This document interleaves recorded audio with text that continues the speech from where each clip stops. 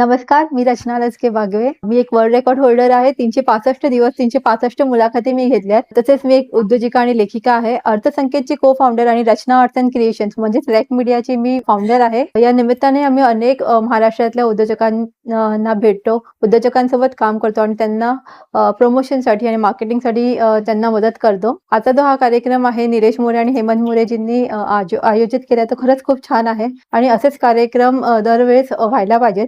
बीएससीला आज हा कार्यक्रम झालाय. सुरुवात बीएससीला कार्यक्रम करायची आम्ही अर्थसंकेतच्या माध्यमातून केलेली 2016ला आणि मला वाटतं निलेश मोरेंनी हा गडा हा पूर्ण आता करतायत ते कार्यक्रम. त्यासाठी त्यांना दोघांनाही खूप खूप शुभेच्छा.